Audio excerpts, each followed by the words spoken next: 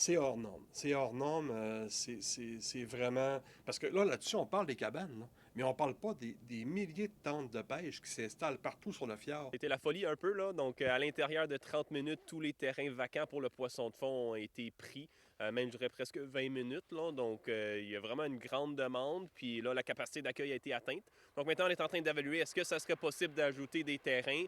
Il y a plusieurs facteurs qu'il faut qu'on analyse, entre autres au niveau de la gestion des risques. On va essayer de venir rapidement là, pour donner des nouvelles à ceux et celles qui n'ont pas pu avoir d'emplacement. Au mois de juillet, puis au mois d'août, tu te fais déjà téléphoner pour avoir de l'information pour la pêche blanche l'hiver, là, puis qui fait 40 degrés ici en canicule. Ça donne déjà un exemple. Ça a tellement été vite, la réservation des cabanes à pêche. J'ai même un monsieur qui est venu me voir cette semaine, puis il espérait, là, parce qu'il n'a pas réussi, lui, à avoir une place. Il s'était fait une cabane flambant neuve cette année, puis il espérait avoir une place au poisson de fond. Puis il attend encore des nouvelles pour voir s'il y a des places qui vont se libérer. Déjà l'an passé, au niveau des villages, c'était l'année que les deux villages ont eu le plus de monde. Donc, on avait déjà battu les records des années précédentes. Et là, ben, il faut qu'on agrandisse possiblement encore. Donc, oui, ça va être encore une année plus populaire que par le passé. Le problème, puis le beau problème, comment l'expliquer, je dirais, pandémie. Parce que pendant la pêche blanche, pendant les 2 ans de pandémie, c'était l'activité numéro 1 dans la région. C'était l'activité qu'on pouvait faire, qu'on pouvait pratiquer.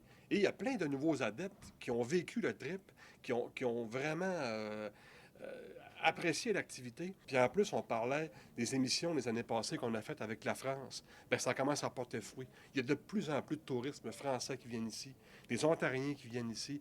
Moi, je le sais, puis il y a plusieurs langues. Même des fois, il y a des gens qui viennent qui parlent même pas anglais, qui parlent même pas français. Là, vous voyez, ça commence déjà à entrer. Là.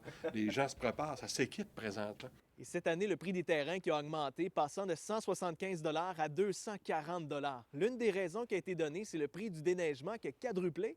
Et visiblement, ça n'a pas ralenti l'engouement. C'est sûr que nous, on avait des soumissions pour le déneigement, l'analyse des glaces qui était sur 3 heures, qui prenait fin. Avec l'inflation et l'augmentation des soumissions, le fait qu'on n'avait plus accès aux subventions salariales d'urgence de la COVID, ça fait en sorte qu'on avait un 180 000 là, à manquer là, pour finaliser le budget. Donc, on a coupé dans certains services qu'on trouvait non essentiels pour optimiser les coûts. Il a fallu aussi qu'on augmente les revenus à travers des activités comme le spectacle bénéfice, comme les tirages moitié-moitié qu'on va faire à la fin de semaine, mais aussi à travers l'augmentation des tarifs, donc de 65 pour la saison. On avait une certaine appréhension, mais on savait que les gens comprenaient que tout augmente. Juste l'essence pour le déneigement, les gens comprennent là, que ça coûte plus cher. Et donc, visiblement, le message, les gens ont bien accepté, puis visiblement, mais ça n'a pas empêché les gens de vouloir pratiquer cette belle activité.